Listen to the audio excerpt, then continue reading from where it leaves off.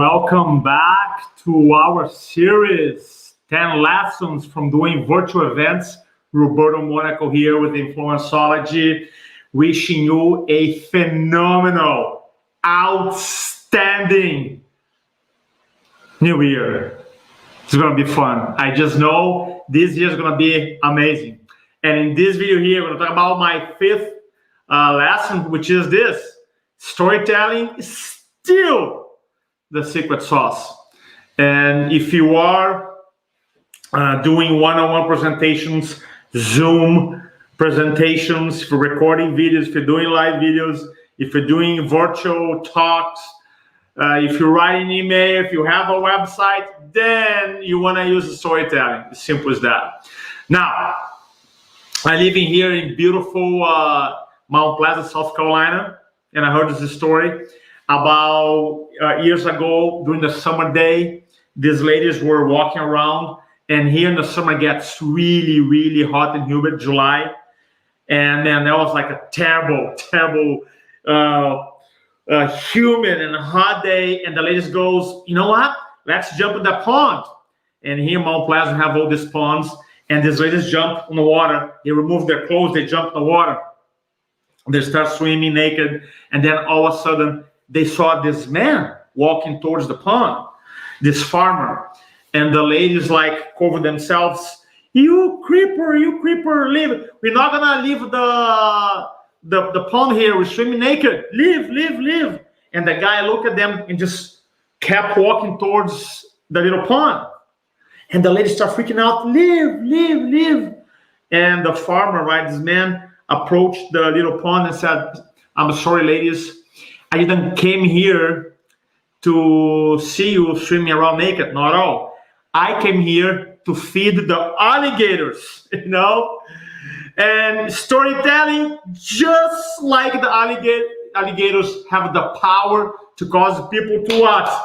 To move, to take action. And also the ladies freaked out and start running. And that's the idea. Hope you like the little story here. But what I realized in my career, been doing this since 2002, a long time, is that one of the most effective communication tools is storytelling. And when I learned this when I started working for Tony Robbins back in 2002, and I saw him telling a lot of stories when he was closing and speaking, like, man, I want to learn that. Then my journey led me to hire a storytelling coach back in the day. I mean, I read probably hundreds of storytelling books, and there's some really good books, some good resources. And when we start doing virtual events, live videos, webinars, just regular videos, I realize that storytelling just work as powerfully in a face-to-face communication, a video communication. Is just amazing. So why storytelling works so well? The reason it works so well is because when you tell a story, there's different reasons. It depends on the story. I'll be talking about the three types of stories you're going to use in your sales presentation. But when you tell a story, there's this phenomenon called identification. And identification happens when someone that hears a story can identify himself or herself with the character of the story. And then you have this type of a connection. You know what I mean? Like in my silly example here is not like you can understand the point of like saying something causes people to move. You understand. So when you tell a story, create identification, and what happens is that it reduces sales resistance, right? And connection goes up. Also, stories have the power to just to open up the heart of the speaker and makes you as a communicator a little bit vulnerable. That's always powerful. Stories, I always tell this, that people can counter-argue facts. People cannot counter-argue personal experiences or stories. I can come here and give you statistics, and you can find out different statistics from a different source. But when you have your personal story, for example, then it's just it's harder to counter-argue that position.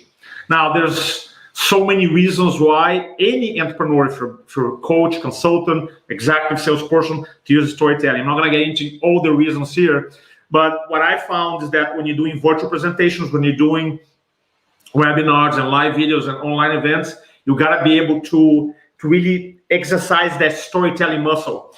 And the way I think about storytelling in my journey, I feel like there's a lot of good storytelling teachers out there, but sometimes they like to make it complicated so they have a job, and I don't buy into that. For me, it's about make storytelling simple for people can use.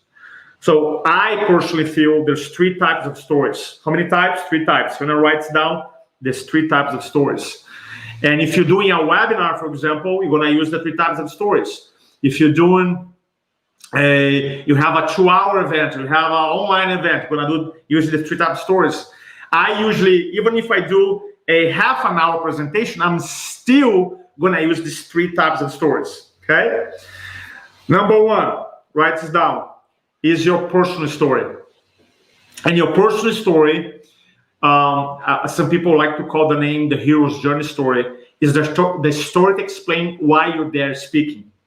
Right? So, for example, you're doing a webinar on home financing or a webinar on cybersecurity. If you're doing a webinar on dental implants, if you're doing a webinar in this brand new detox, whatever you're promoting, selling, or advocating, then you want to have your personal story, a personal connection with the topic.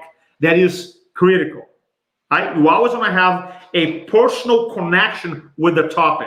If you're selling software, you want to have a personal connection to the topic. If you're selling cars, you want to have a personal connection with the topic. All right? And it's super simple to do because sometimes you actually have a personal connection with the topic, whatever you're selling or promoting.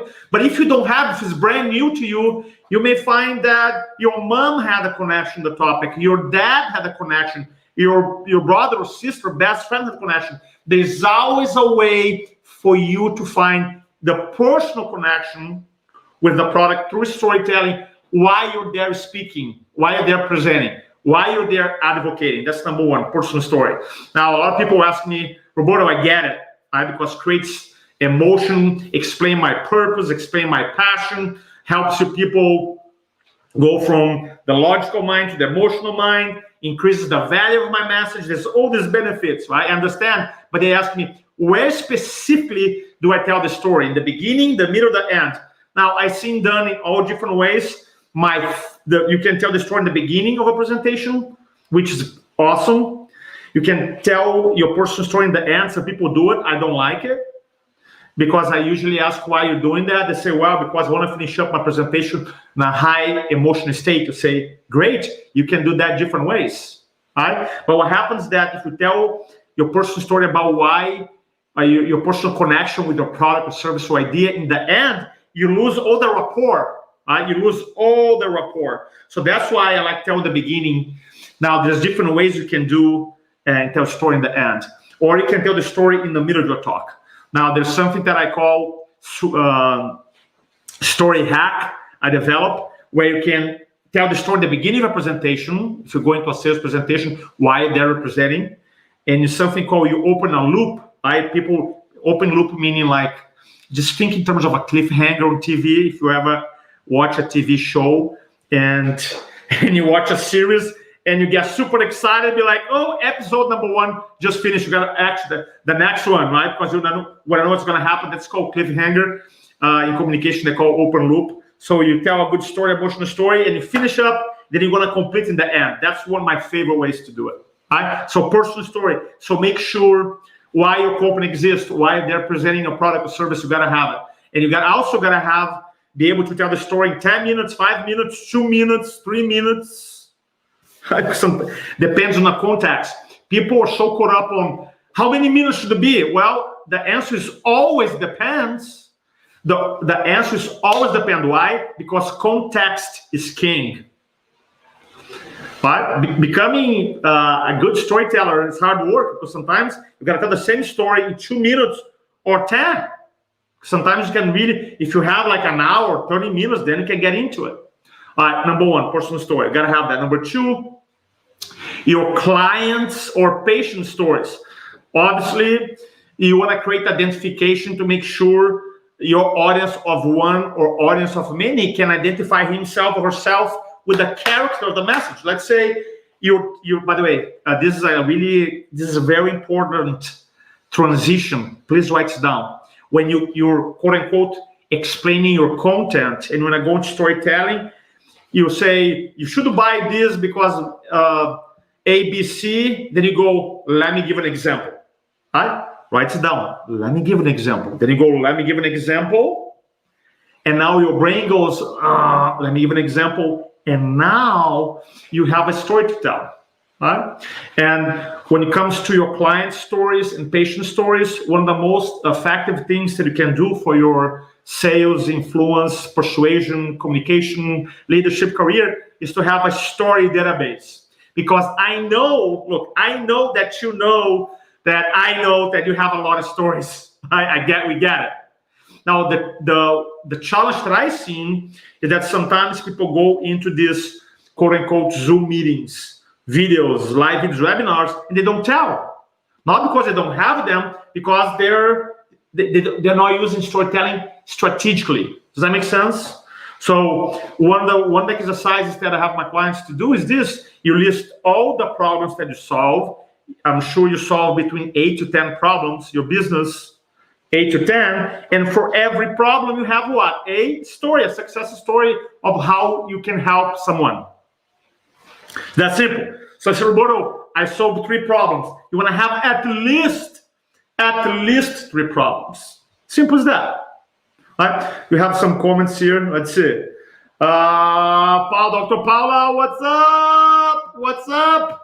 What do you recommend to sharpen your storytelling tools? Record videos and tell one story per video.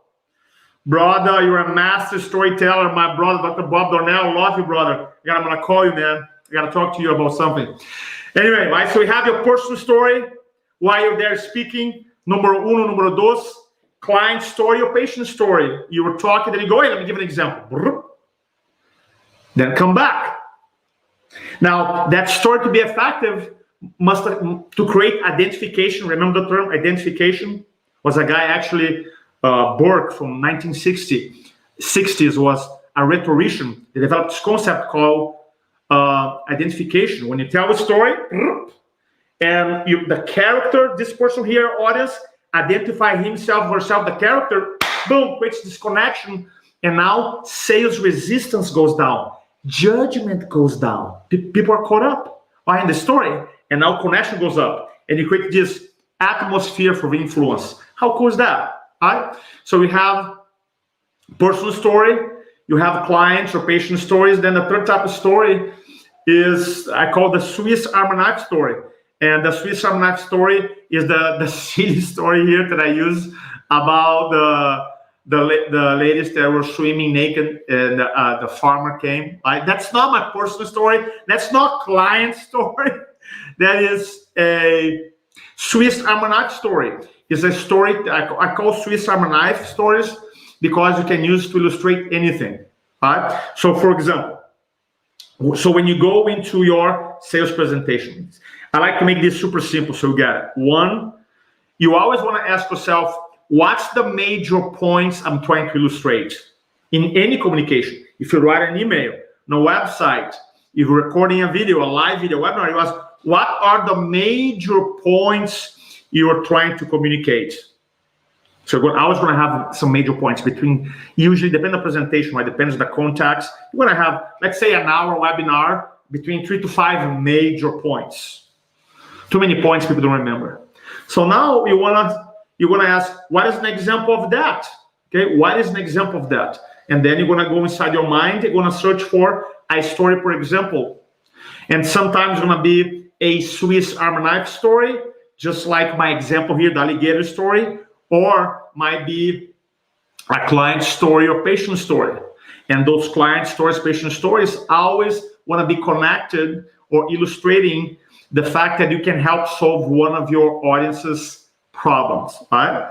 And your personal story is the one that kind of like gives purpose, mission to advocate your message. So when I go to any presentation, I outline my talk, and then I go, okay, my personal story goes here, I have a couple client stories goes here, and then I have a couple Swiss Army knife stories that I use, and this is awesome. And Dr. Paula asked me here, what is one of the most effective ways to to develop storytelling? Well, first, I'm glad you asked. We have for our viewers here, we have 2 classes coming up. One January 15th, 16th, 17th for business professionals and for coaches, consultants, experts, and the 29th, 31st to have one for chiropractors. So the idea, I spend a ton of time working on storytelling. Obviously, there's a structure for all these type of stories. There's categories, there's strategies on how to tell, how to elicit emotion yourself, so you can create emotion in your audience, all kinds of cool ideas. So that's one way to do it. The other way to do it is just becoming aware, and every single communication that you have is kind of like you have an opportunity to practice. When I have a good story, a new story, I usually practice in my wife. I say, hey, I want to, and I'm like in the middle of conversation, she doesn't know, but I tell the story, and if I get a good reaction, be like, oh. Right? Then I'll be like, okay, the story's good. But if I tell the story, she goes, and I'll be like, okay, either the story's not good or I'm not telling well. That's the idea. And just so that's how you keep you have to keep improving. Just remember this, okay? I took this picture here just for you today. Give me some thumbs up. Give me some love here. Storytelling is the secret sauce in virtual presentations, videos, and it's still really powerful. Now, for more information, if you guys want to learn, we have super awesome, super powerful, engaged, entertaining classes we're doing online. There's a link that's on the description below. And just for watching this video here, I want to offer you a free little gift. Okay, check this out. I really hope you enjoyed this video. Now, I want to give you a gift for you for supporting our mission.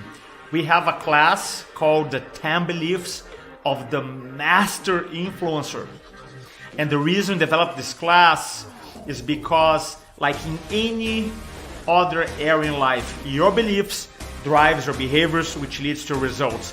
For example, someone is super healthy, that person have a very specific blueprint or belief system about health and wellness and exercise than someone who's unhealthy, for example. The same thing applies to communication, to influence, to persuasion. So in this class, which we're gonna give you for free, you're gonna learn the 10 beliefs of the master influencer, of the master communicator. There's a total of 20 videos, one video explaining each belief and one video on how you can apply that belief in your business, into your life. Plus, you're gonna get a 25-page ebook that comes with the video training and is yours for free. And all you have to do is just to click on the link on the description, and you're gonna have access to your course, the 10 Beliefs of the Master Influencer. Total of 20 videos, an awesome ebook just to help you out with your videos, your presentations, your communication. Don't speak to inform, speak to transform, and thank you. All right, guys, I hope you enjoyed this video here. Much love to you, and we'll talk soon. Don't speak to inform, speak to transform.